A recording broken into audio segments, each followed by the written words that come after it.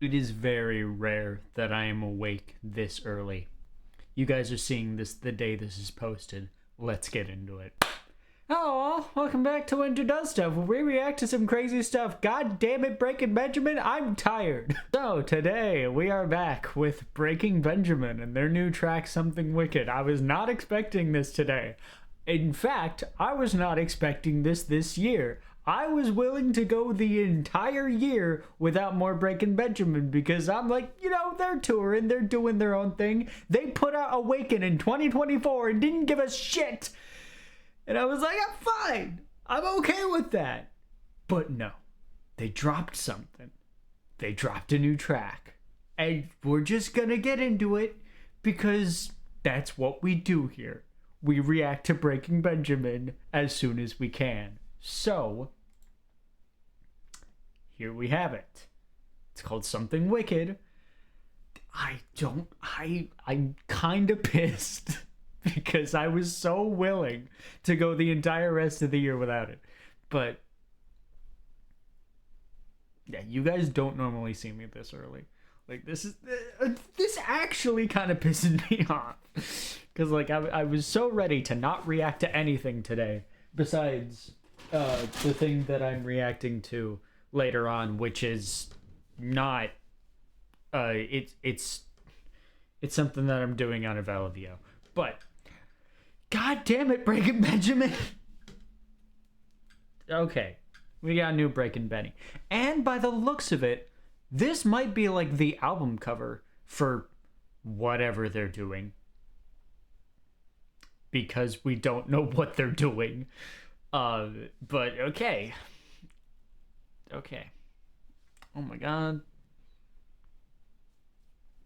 My bad, gang. Okay. Something Wicked, Breaking Benjamin. Okay.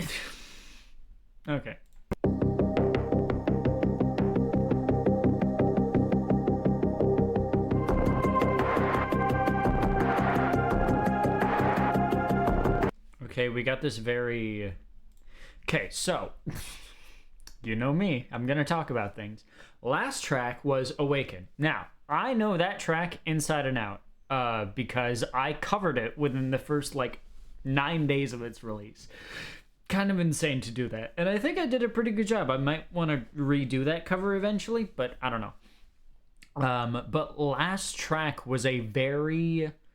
the guitar and drum oriented stuff. Like, the beginnings of each of the verses were that very lo-fi 808 kind of style, but this is different. This is feeling like the chill track, but I could be wrong on that, but let's hear it out to see what we get. But yeah, Awaken was a slammer. Let's be real. It was the perfect way to get back into Breaking Benjamin from the hiatus. We didn't have them for a good long while. And having that track as the return was kind of the perfect way to do it. I'm sorry that the light isn't great right now. The lighting isn't fantastic. But that's, again, it's early in the morning. So, here we go.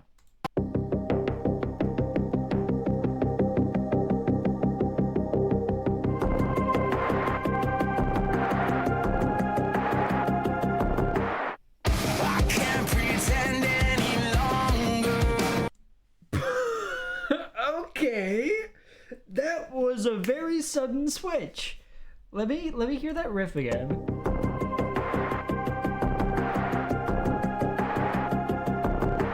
I can't pretend any longer. That's a very We're Not Alone riff. Like We're Not Alone Saturate riff, right? I'm not imagining that. That's cool. And the way that Ben's vocals are here, it reminds me of that kind of era as well. Interesting. This album, or this collection, whatever it's gonna be, I swear to God, if it's just an EP, and they leave us with that. I'm gonna be so pissed. But this collection is so interesting because Awaken feels very much like an evolution of that. It's almost a Dear Agony kind of feel, but it's very much an evolution of the Ember sound. It's a little bit heavier in terms of the breakdowns that happen, but you also get the guitar solos that were included in Dear Agony, and that's why I compare it to Dear Agony a fair bit. But in this case, this is a very like saturate We Are Not Alone kind of song. Maybe a little bit of Phobia with the way that this like the way it came in. Because that album had a bit of the 808 kind of material in the like the more production style stuff before like the metal kicks in. Interesting.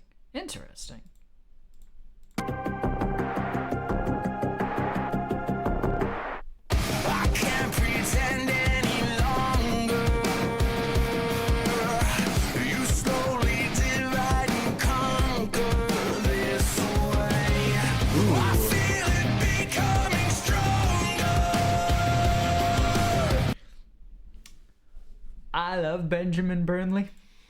I do. I fucking love Benjamin Burnley, dude. This man.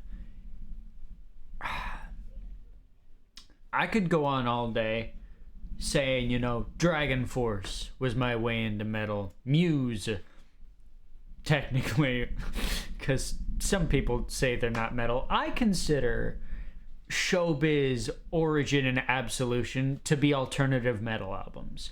I don't think that there's anyone who can really argue with me on that.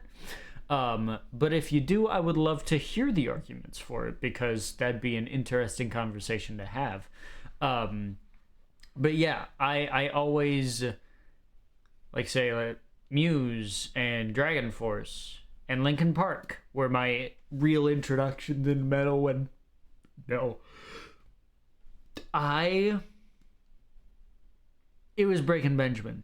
And more than anything, it was Benjamin Burnley's voice. His tonality is so synonymous with how I view metal as a genre, as an art form. It's one of the first heavy voices that I heard, and it changed my life. It changed my brain chemistry. And the second one that I heard that was very similar, I don't know if people share the same sentiment with me, but I think, oh God, why can't I remember his name? This Is a Crime.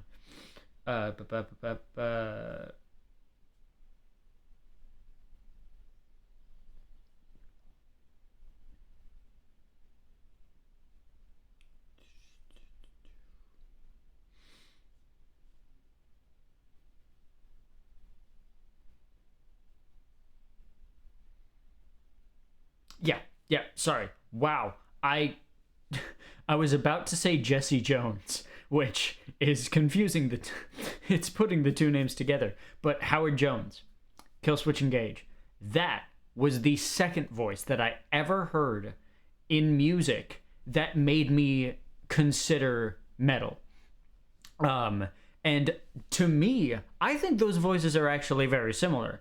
Howard and Ben have a very signature clean tonality to them that's actually very similar when you really look at it.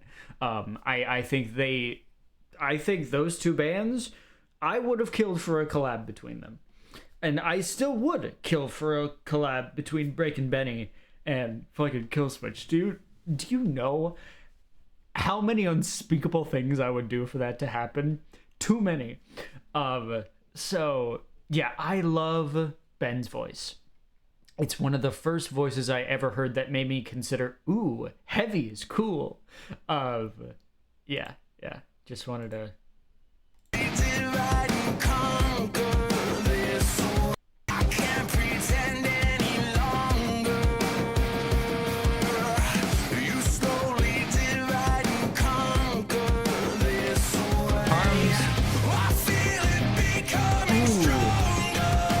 the added layer, it's not the bass, because the bass was still there, but it's like an added layer of rhythm.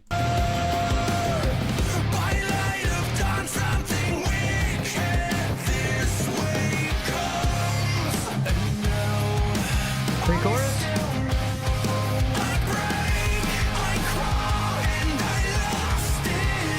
Major Breaking Benjamin and the major chorus. Name a more iconic duo. If you say peanut butter and jelly, no, because this is more iconic than that. That's all I gotta say. Holy shit, dude. Awesome.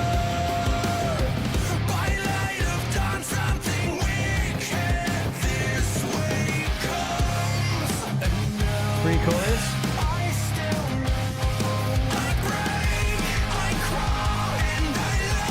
Yeah, dude.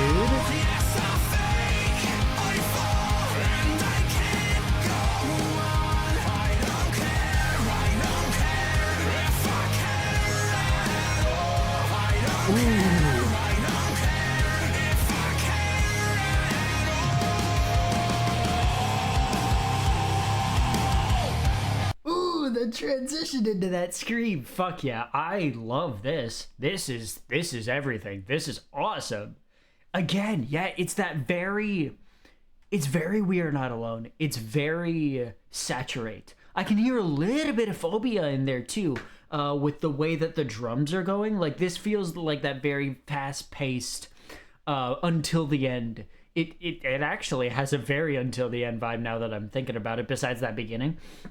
But yeah, this is awesome. I want to rewind this whole chorus back. And I love how it's just like a 2-line pre-chorus. That's classic Breaking Benny shit right there.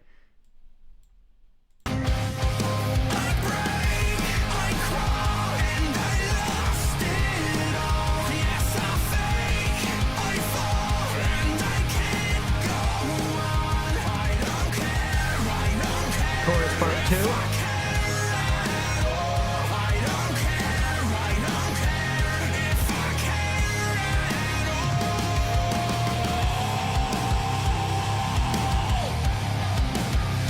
And I love how that's a pitch scream. You could hear the note. I don't care, I don't care. Hold on. At all. Let me do that one more time. Let me see. I don't care, I don't care if I care at all.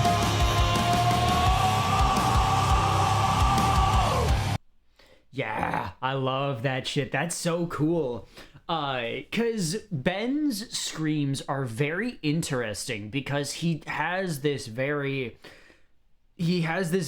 like low resonant fry, and it's a very pitched fry, and it's very, very hard to replicate Ben's sound, and I don't think I've ever seen a vocalist do it.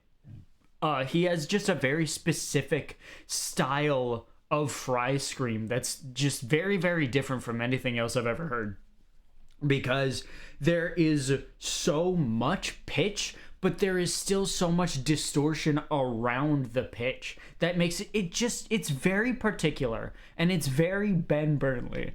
And I almost actually think that it's a bit to do with the auto-tune, or like the pitch correction, because for those of you who don't know, and for those of you who don't want to admit it, Breaking Benjamin is extremely pitch corrected, and that's one of the things that people kind of hop off of them when they realize just how much pitch correction is on there, but it creates this very resonant effect on the vocals. It's one of their particular styles. And I almost think that resonance that comes with the pitch correction actually adds on to the screams, because they have this flavor that, you know, most vocalists and most bands or companies don't use pitch correction on screams. That's kind of a nonsensical thing. But when you add pitch correction onto a scream, it creates this very distinct effect. I've actually used pitch correction on a scream in my song I Can't Remember. It's an a cappella track. If you go to the Reminiscent Industries channel, you'll find it there. But it's one of those things where I did it on accident, but then I actually listened back to the track and I was like, I don't want to change this because that sounds fucking cool. So interesting. I feel like it is actually a lot to do with the pitch correction, because listen to this.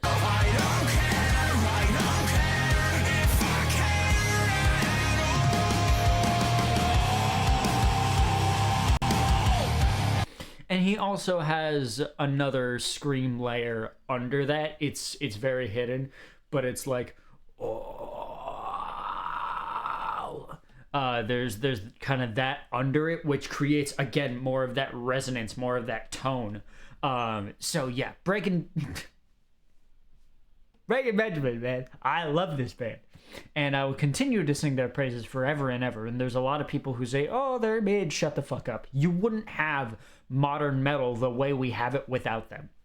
I firmly believe that 3 Days Grace, Breaking Benjamin, and Linkin Park are the three fundamental metal bands for what we have now in terms of how clean singing operates, how metalcore as a whole really operates. I mean, of course, you have bands like Killswitch Engage, As I Lay Dying, and a few others that I can't think of right now in terms of how the modern metalcore space operates. But I feel like Breaking Benjamin, 3 Days Grace, and Linkin Park also help shape a particular corner of how production is utilized in songs, as well as maybe Slipknot, I think. I think Slipknot definitely handily brought more of the aggression that we're seeing in between the lines of things like As I Lay Dying and Killswitch, as opposed to Muse, TDG, and Breaking Benjamin. I feel like Slipknot is the perfect middle ground between those two subsects of modern metalcore. And also in that area, I would like to say Motionless in White is also in there, because those guys have been around for a fucking minute. I am going to be reacting to Motionless in White stuff soon. Don't get your panties in the twist with that and say that I'm not a fan. I've just been really fucking busy. So let's do it. Let's keep going. I don't care if I care.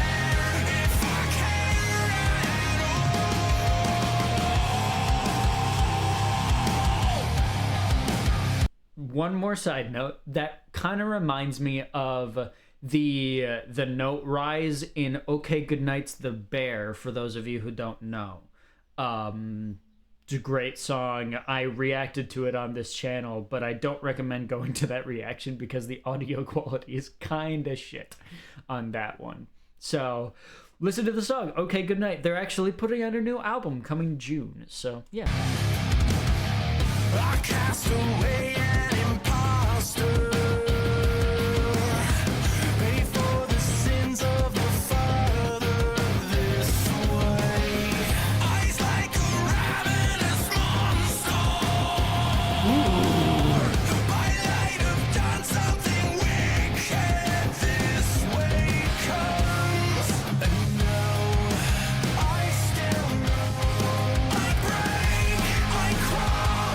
Just very simple.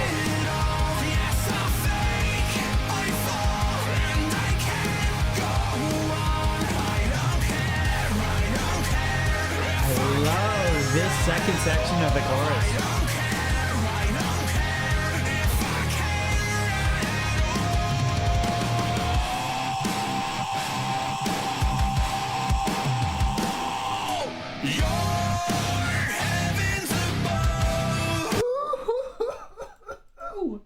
Sorry I didn't pause there. It's very formulaic. That's the one issue I think I have with overall Breaking Benjamin. It's just very samey throughout the track from verse to verse. They always go verse, chorus, bridge, chorus. Or bridge, breakdown, chorus. And maybe outro here or there. That happened with Awaken. That happened with Red Cold River. All that happiest of jazz along with that. But it's the one issue I kind of have, like, they're very samey, but it's a case of, like, if it ain't broke, don't fix it. It's a formula that works for them. It's been their bread and butter for over 20 years. So it's like, I can't really fault them for staying with it.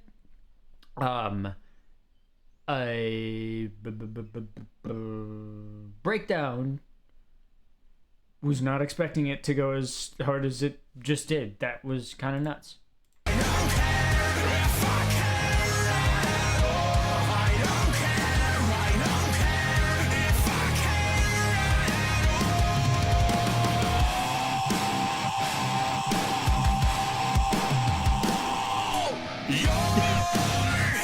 The ting is fucking bullshit.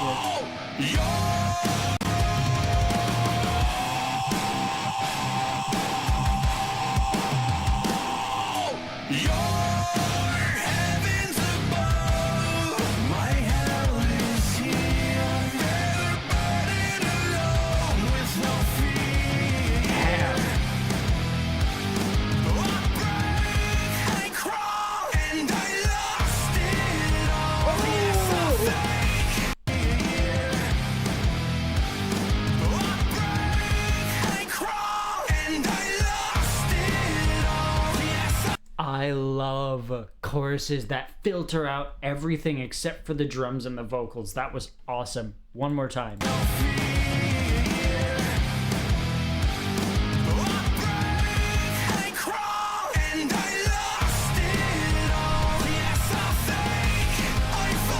Yeah, dude.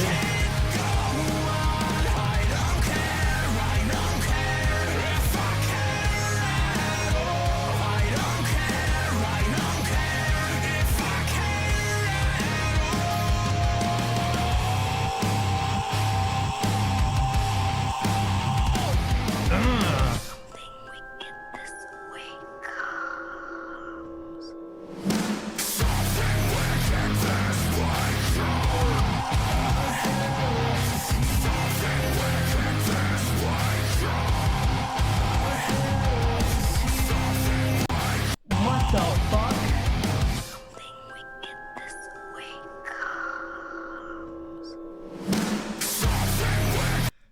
That is dumb. That's fucking stupid. I love that.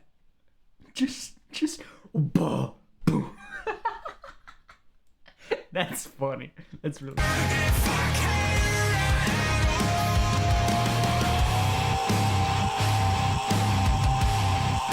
I was expecting it to end here.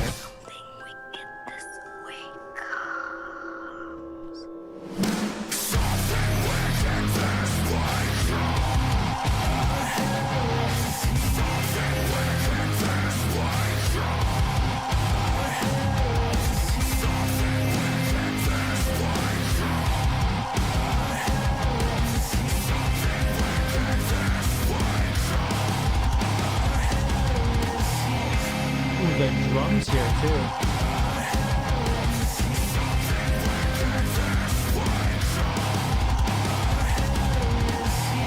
Those double kicks. Damn, dude. Fuck yeah. We're done.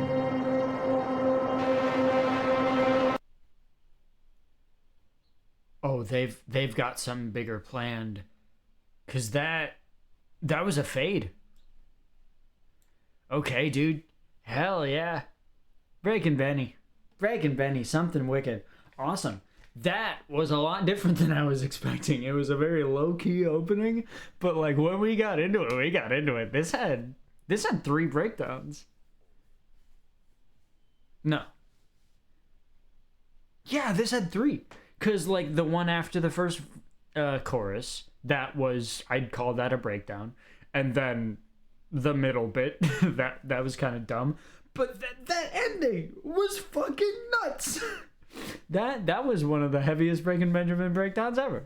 Like this album is definitely a technical evolution of the heaviness of Ember while incorporating a bunch of their styles that they've used over the years. Because again, this felt very We Are Not Alone, Saturate, little bit of Phobia, a little bit of Into the End, especially with that chorus and how it panned out. But this felt like a classic Breaking Benny track, just with a heavier sensibility. I liked it. I liked it a lot. So, yeah, I think I've said all I need to say here. Please, guys, if you're gonna give us this, don't make us wait another year for it. No, it's been a year and 6 months, my guys. So, yeah. With all that being said, though, I've been Winter. We've reacted to Breaking Benjamin and their track Something Wicked. If you like what you saw, leave likes, comments, all the happy jazz. Again, I'm gonna get to I'm gonna get back to music stuff soon. You guys have been seeing a lot of the Mighty Nine, which is good, but it's like music reactions have been a bit sporadic on the channel, all things considered. So I'm gonna get back with that pretty soon. But that's about it for me. Peace, everybody. In due time. Bye-bye.